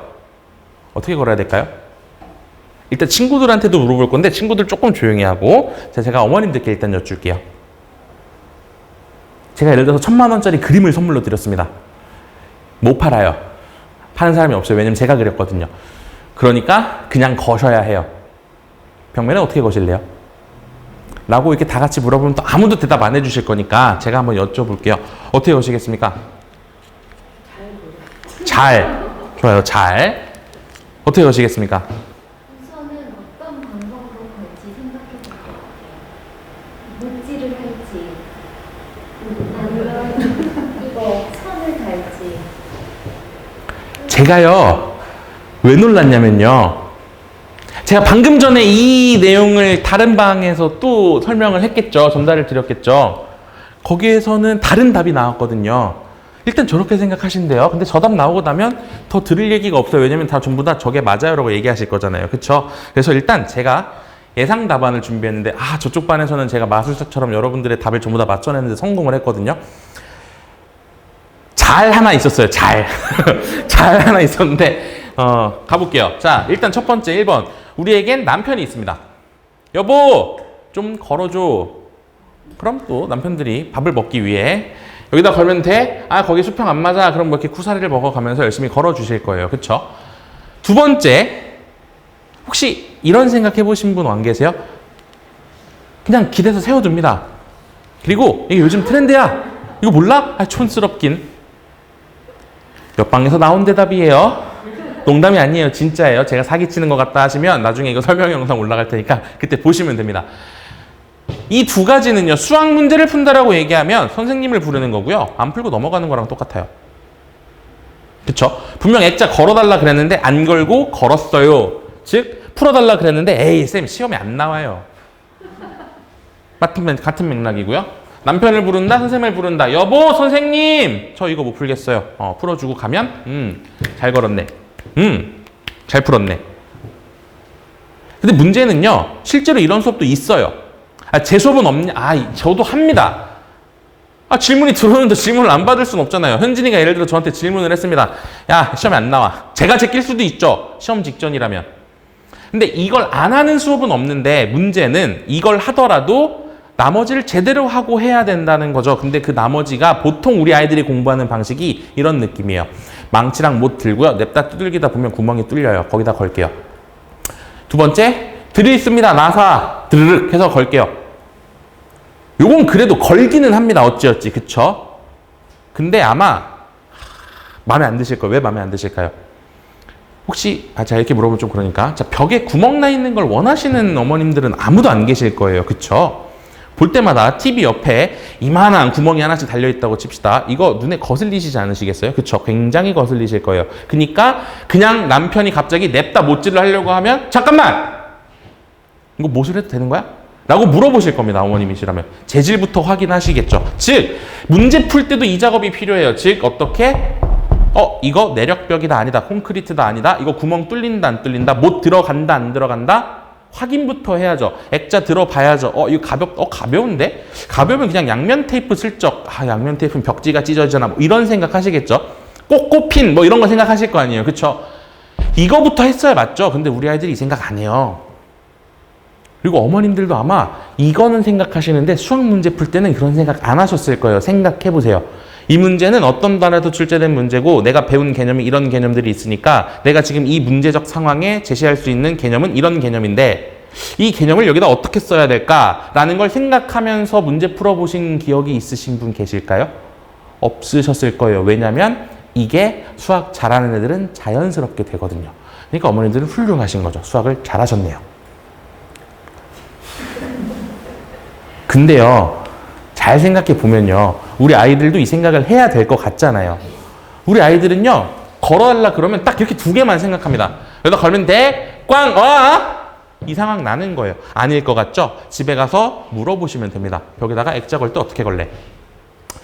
열의 아홉은 1번과 2번으로 나옵니다. 그리고 1번과 2번으로 나오는 아이들의 특징, 보통 양치기로 공부를 많이 했을 거예요. 중학교 때 학원 가면 5시간씩 수학 문제 푸는 학원 가서 그냥 시키는 대로 주구장창 5시간을 푸는 겁니다. 그럼 이 아이들은요, 망치질 기가 막히게 잘합니다. 드릴 기가 막히게 다뤄요. 근데 왜 망치 쓰고 있는지, 왜 드릴 수 있는지는 배워본 역사가 없어요. 배웠겠죠. 안 가르친 쌤은 없으실 테니까요. 이게 중요하다고 짚어주지 않았으니까 머릿속에 없는 거예요. 근데 잘하는 아이들은요, 이거부터 가져가요. 이게 달라요. 그러니까 우린 뭐 하면 된다? 이걸 가르치면 된다. 이게 제 결론입니다. 문제를 보면 이것부터 해야 돼 라는 거를 설명하는 거죠. 즉 문제의 구조를 읽고 내가 구하려는 게 무엇이고 내가 구할 수 있는 게 무엇이고 문제의 조건이 뭐고 내가 배웠던 개념들은 이런 개념들이 있는데 부터 시작해야 맞죠. 그러니까 처음에 지금 방학 때 가르친 것들이 결국엔 이거예요. 제 수업 기준으로 말씀드리는 겁니다. 제 커리 기준이에요. 방학 때는 이 단원과 개념, 그래서 이 로드맵이 만들어지게 하는 것에 의의를 둡니다. 예를 들어서 여러 가지 방정식의 해법, 그러면 이런 것들이 있고 이런 건 이렇게 풀고 이런 건 이렇게 풀고 이런 건 이렇게 이런 게 머릿속에 있어야 돼요. 현진아 있냐? 다행이에요. 물어봤는데 대답을 못 해버리면 저 친구 지금 계속 듣고 있거든요. 고마워. 기억해줘서. 다행히 쪽팔린 건 면했다. 자, 그럼 두 번째, 이게 되고 나면 이제 그 다음에 내신 대비로 들어갔을 때 해야 되는 게 이겁니다. 자, 흔히들 수상 몇 번 했니? 두 번째 끝났어요? 두 번째 끝나가는 중이에요? 두 번 봤대요. 적게 본 건 아니죠. 한 번 이상 봤으니까요. 남들은 한 번도 보고 시험도 들어가는데, 그쵸? 두 번 봤어요. 두 번 봤는데 제가 예를 들어서 이렇게 물어볼게요. 저 친구한테 직접적으로 물어보면 저 친구가 또 집에 가서 엄마한테 혼날 거잖아요. 그러니까 이제 저 친구한테 직접적으로 못 물어보고, 현진아 너도 어머니 와 계시니? 어머니는 아니. 그럼 제가 저 친구한테 물어보면 되겠네요. 너 나랑 한 번도 이런 얘기 해본 적 없지? 그치? 지금까지 계속 이렇게만 문제 풀었다. 그치? 문제 보고 구하라는 게 뭐야? 우리 배웠던 거 뭐야? 이 얘기만 하면서 문제 풀었을 거야. 그치? 이제부터 할 게 이건데 들어본 적 있는 얘기니? 들어본 적이 없겠죠. 제가 안 가르쳤으니까요. 그렇다고 저만 이렇게 수업한다는 건 아니지만 뭐 또 있겠죠. 문제는 우리 아이들이 패턴이 이런 거란 얘기예요. 선행을 했을 때와 내신 대비해서 달라져야 하는 부분. 제가 아까 말씀드렸잖아요. 뭐라고 말씀드렸냐면 아까처럼 그 중학교 때처럼 뭐 3주만 내신 대비 이렇게 진행하면 망하는 이유가 이것 때문이에요. 선행할 때는요. 이거 몰라도 됩니다. 왜냐면 이거 딱 수상에서만 쓰거든요. 수하 가면 안 써요. 수원 가도 안 씁니다. 수투 가도 안 써요. 미적 가도 안 쓰고요. 수능에서도 안 써요. 몇 개는 써요. 선행할 땐 가르칠 필요가 없어요. 왜? 거기까지 어차피 문제 안 풀 거잖아요. 킬러까지 문제 안 풀어볼 거잖아요. 거기까지는 학습한 역사가 없어요. 아이고 그래도 우리 아이 1품까지 풀었는데요. 1품도 저거 정리돼 있진 않아요. 그냥 풀면서 어떻게 푼 거다? 이렇게 풀었다니까요. 1품 문제를 이렇게 푼 적이 한 번도 없다고요. 우리 아이들은. 이렇게 풀 줄 몰라요. 왜? 이렇게 푸는 걸 안 가르쳤기 때문이죠. 왜? 이렇게 풀려면 이게 필요해요. 근데 이걸 가르치는 수업이 없어요. 선행에서는. 저도 선행할 땐 안 가르칩니다. 왜? 이거 가르치면 진도를 못 나가니까요. 그럼 얘는 뭘 가르치는 거냐? 클리셰가 뭐죠, 여러분? 클리셰는 이런 거죠. 공포 영화를 보러 갔습니다. 한 8명이서 갑자기 그 뭐 폐가 체험해가지고 간대요. 귀신 체험을 한다고 갔어요. 근데 갑자기 물이 쾅! 하고 다쳤습니다. 그러면 어머님들은 무슨 생각하실 거예요? 귀신이 있나? 드디어 시작인가? 자, 그리고 무리한 사람이 이렇게 얘기를 합니다. 뭐라고 얘기를 하죠? 야, 언제까지 여기 갇혀 있을 순 없잖아. 내가 나가서 먼저 보고 올게. 기다려봐. 갔다 올게. 하고 나가면 그 친구는 다시 돌아오지 않죠. 그 친구는 죽어서 발견되죠. 보통 어디에 뭐 이렇게 목이 매달아져 있다던가 갑자기 손발 이렇게 뒤집힌 상태로 이렇게 이게 클리셰예요. 그렇게 나갈 때 죽을 거라고 생각하잖아. 쟤 죽는 거 아니야? 그게 클리셰입니다. 또 다른 클리셰 뭐 이런 거 있잖아요. 적군하고 열심히 싸웠습니다. 적의 목장을 딱 탕 해가지고 딱 한 방에 제가 쓰러졌어요. 그리고 칼을 딱 집어넣으면서 해치웠나? 하면 다시 일어나죠. 이게 클리셰입니다. 즉 반복적으로 많이 쓰인 기법들이에요. 결국에는. 근데 문제는 이 친구들은 아직 반복을 안 해봤잖아요. 그러니까 이 친구들한테는 이게 클리셰라고 가르칠 필요가 있어요. 제가 저런 대사를 하면 적이 살아날 수 있으니까 저 문제에서 적이 살아나는지를 봐야 해 라고 가르치는 겁니다. 그렇게 가르쳐서 클리셰들을 정리해주고 그 클리셰가 떴을 때 어떤 식으로 문제가 풀려나가 라는 걸 보여주는 과정이 수업이에요. 저 이거 가르칩니다. 제 수업에서 가장 중요하게 생각하는 게 이 두 개예요. 물론 개념 당연히 중요하죠. 문항 구조 분석 중요하죠. 근데 이게 중요해요. 이게 되면 점수가 올라요. 이게 되면 수학 실력이 오릅니다. 왜? 얘를 가지고 어차피 문제가 바로 안 풀려요. 생각 더 해야 돼요. 어떻게? 문제가 왜 이렇게 발문을 했을까? 왜 이런 어미로 말을 끝냈을까? 왜 이런 조건을 넣었을까를 계속 의심해야게 되거든요. 클리셰를 배웠잖아요. 배운 얘기들, 클리셰들이 이게 클리셰인지 아닌지가 근데 불분명합니다. 자, 실수 X, Y. 클리셰일까요? 클리셰 아닐까요? 클리셰예요. 근데 여러분들이 쓰고 있는 모든 숫자는 실수입니다. 그러니까 너무나 뻔하죠. 근데 이게 클리셰가 돼요. 상황적 클리셰라고 정리하는데 이 클리셰가 클리셰인지 아닌지를 의심하면서 문제를 읽어야 돼요. 그러니 그냥 멍 때리고 문제를 하고 문제를 읽을 수가 없어요. 적어도 제 수업을 제대로 소화하고 있다면. 클리셰가 클리셰라는 걸 가르치고 그 클리셰가 등장했을 때 이게 클리셰인지 아닌지부터 의심해보자. 이게 클리셰라면 이런 식으로 접근이 이루어질 텐데 이 접근이 통하는지 안 통하는지 생각해보자. 아닌 것 같으니까 다른 데서 조건과 클리셰를 찾아보자. 클리셰가 없다? 그럼 이건 그냥 깡으로 풀어야 되는 문제다. 그러니까 퀄리티가 없는 문제죠. 지엽적인 문제죠. 한 번 보고 다시 안 봐도 되는 문제죠. 시험에 나올 수는 있으니까 이번에는 풀지만 영영 안 풀어도 되는 문제죠. 이런 느낌인 겁니다. 대충 느낌 오세요? 제가 하는 건 이 클리셰들과 아이디어들을 정리하면서 어떠한 수학적 도구를 어떻게 사용하는지에 대해서 전달을 하고요. 어떤 클리셰까지는 학습해야 되고 어떤 문제는 불필요한 문제라는 가이드라인을 잡아주는 사람이 저예요. 저는 수학 공부의 효율성을 끌어올리는 사람이지 수학 공부를 대신하는 사람이 아닙니다. 그래서 저한테 기대하셔야 되는 건 이 부분이에요.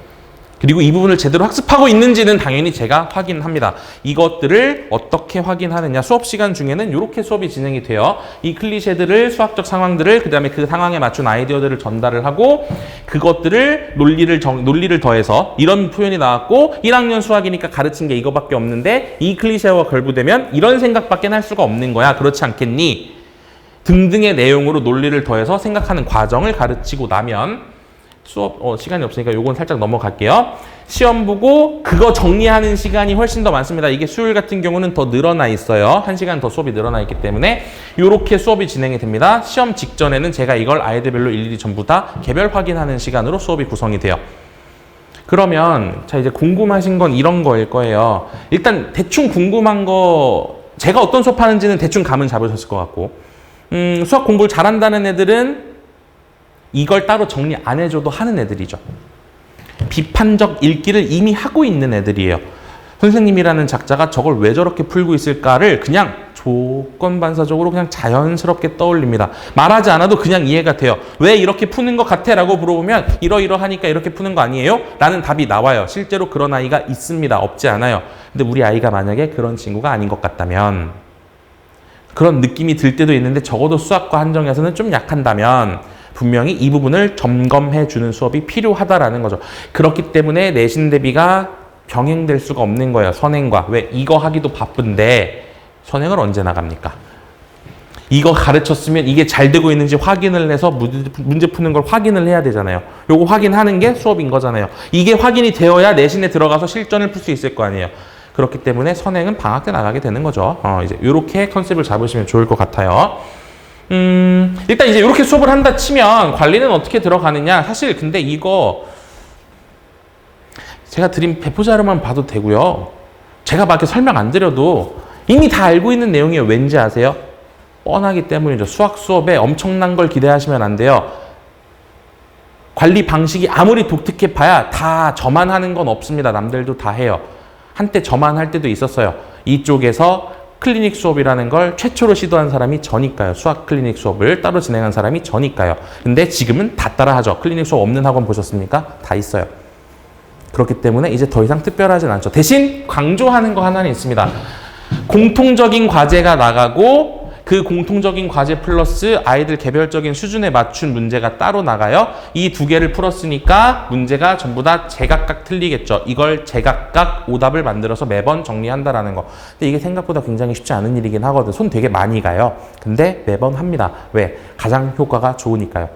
두 번째, 이렇게 진행을 하면서 이 개인별 오답을 언제 질문을 받느냐. 수업 앞뒤로 또는 아까 말씀드렸던 것처럼 수업 앞뒤로 또는 요거. 주말에 진행되는 주말 예정이긴 한데요. 사실 이거 이제 아이들의 시간표가 어떻게 될지 1학년들이라서 전혀 감을 못 잡고 있더라고요. 자기 시간표가 어떻게 되는지를. 그래서 아이들 시간표 조사를 싹 한번 한 다음에 되는 시간 맞춰가지고 전부 다 개별적으로 시간 잡아서 진행을 할 겁니다. 뭐 묶이게 된다 하더라도 맥시멈 4명을 한도로 묶을 거예요. 왜냐면 4명 넘어가면 아이들 질문을 못 받아요. 그렇게 오버된 아이들은 이렇게 옆에서 딴짓하다가 문제 풀어 그랬더니 풀어서 질문에 차라리 문제라도 풀어가지고 와서 저 질문 이거 있어요라고 질문이라도 하면 상관이 없는데 보통 숙제를 안 한 애들의 경우는 와가지고 앉아서 문제 풀다가 그냥 가죠. 그 꼴배기가 싫어가지고 4명으로 딱 잘라놓습니다. 그리고 숙제가 안 돼 있는 상태에서 등원하면 그냥 돌려보내면 돼요. 그래도 다시 와. 이러고 보내면 끝입니다. 그래서 이렇게 관리하면서 주 1회 이상 반드시 참여시키고요. 이때 진행하게 되는 게 이제 레벨업 모의고사, 그 다음 오답 점검, 개인별 과제에 대한 피드백과 학교별 프린트물 및 부교재 정리, 그 다음에 서술형에 대한 대비 훈련들 이런 것들을 실제적으로 진행하는 게 요거 진행하려면 제가 옆에 끼고 있어야 되잖아요. 저 아니면 적어도 클리닉쌤이라도 끼고 있어야 되잖아요. 그래서 이제 이렇게 밀착 관리하는 시간에 맞춰서 진행을 하고요. 이제 궁금해 하시는 건 이런 거죠. 실제로 이게 가능하냐. 이거 실제로 지금 제가 재원생 중에 한 명인데요. 이게 지금 전부 다 이 네모 박스 하나가 그 어떤 유형들이에요. 수학 문제의 유형들 또는 개념들. 그래서 요런 수학적 도구는 겁나 못 쓰고 있구나. 풀 때마다 틀리고 있구나. 그럼 당연히 저는 저거부터 점검하면 되죠. 초록색은 잘 되고 있는 거, 노란색은 맞고 틀리고를 반복하고 있는 거, 빨간색은 풀 때마다 틀리는 거. 풀 때마다 틀리는데 시험에 잘 나올 것 같은 문제다. 그럼 당연히 저거부터 점검시키는 거고요. 풀 때마다 틀리고 있긴 한데 저건 시험에 출제될 가능성이 많지 않은 것 같다. 그럼 뒤로 빼는 거고 그 판단은 제가 하는 거고요. 무슨 말인지 가시죠? 이렇게 아이들별로 전부 다 일괄적인 관리가 아니라 아이들별로 개별적으로 전부 다 데이터를 관리하고 있습니다. 그 다음 이게 지금 색깔이 좀 이래서 잘 안 보이는데 이 카톡이 오간 시간이 3시 반 정도 돼요. 새벽 3시 반입니다. 제가 보통 5시 반에서 6시 사이쯤 자거든요. 3학년 아이들이 문제를 풀고 질문을 하면 그 시간까지 안 자고 있다가 저한테 질문하는 아이들이 좀 있어서 그 친구들 질문 받고 나면 그렇게 되는데 카카오톡 채널 통해서 뭐 저만 답변하는 건 아니고요. 저희 연구원 쌤이랑 질문 전용 쌤, 질문만 받는 쌤, 이런 쌤들이 그 채널 카톡방을 6명 정도서 지금 운영을 하고 있거든요. 아이들이 모르는 거 사진 찍어서 보내면 이렇게 답변이 나가고 있습니다. 그 다음 당연히 매 수업 촬영해서 매번 전부 다 편집해서 인코딩 후에 유튜브에 올라가고요. 아이들 메일로 전부 다 메일 주소를 쏴주고 있어요. 링크 주소를 쏴주고 있어요. 그럼 아이들이 이제 의지가 있다면 복습을 하겠죠. 그리고 생각보다 복습할 게 있어요. 왜냐면 일반적인 수학 수업을 복습할 게 뭐 있어? 그냥 해설지 보면 되지 라고 생각하는 아이들이 굉장히 많았을 거예요. 너도 아마 그랬지 않았을까 싶은데 문제는 아까처럼 클리셰와 아이디어들을 정리하고 나면 그 수업을 다시 듣고 싶어 합니다. 저한테 물어봐요. 근데 제가 매번 똑같은 얘기 다시 할 수 없잖아요. 강동에서 최초로 복습 영상을 제공한 것도 저예요. 다 제가 편하려고 하다 본 건데 문제는 농담이고요. 이 고화질 복습 영상 제공되는 게 전부 다 이렇게 테마별로 잘라서 내보내려고 이번에는 지금 조금 더 이걸 지금 관리 인력을 보강하고 있거든요. 지금까지 이제 풀 영상으로 나갔는데 조만간 이걸 챕터별로 잘라서 전부 다 아이들이 조금 더 확인하기 편하게끔 QR 형식으로 제공할까도 염두에 두고 있습니다. 그래서 이런 것들이 진행이 된다라는 것. 그 다음에 어머님들께서도 이게 지금 내용이 지금 하얘져서 안 보이시는데 여기 전부 다 뭐가 써 있냐면 그날 배운 과정, 수업 내용, 숙제가 얼만큼 되어 있는지 뭐 간단하게 보시면 교재 학습지는 지금 초록색에 100 써 있죠. 다 했다는 겁니다. 체크가 아예 안 돼 있어요. 그럼 없었다는 얘기예요. 그 전에 수업 숙제가. 학습지 오답은 0 써 있고 빨간색이죠. 0%를 했다, 안 했다. 그러니까 이거 보시면 확실하게 뭐뭐 했구나, 안 했구나를 한눈에 확인하실 수 있어요. 친구들한테는 좀 슬픈 일이지만. 보통 이게 아이들이 끝나고 집에 가기 전에 엄마한테 먼저 가거든요. 그러니까 이제 들어왔을 때 이제 나왔어 했을 때 너 일로 와봐가 될지 오늘도 고생했어 가 나갈지는 어머님들이 판단하시면 되는데 제가 이거 보내드리는 이유는 그 잔소리 하라고 이걸로 혼내주세요가 아니라 빨간색 뜨면 알아서 제가 갈구고 있으니까요. 초록색 떴을 때 칭찬해 주세요 거든요. 제가 매번 이 얘기 하는데 우리 아이들이 안 믿어요. 쌤 뻥치지 마요. 엄마한테 혼내라고 보내는 거잖아요. 아니라는 백날 얘기를 하는데 안 믿습니다. 이제 네가 증인이야.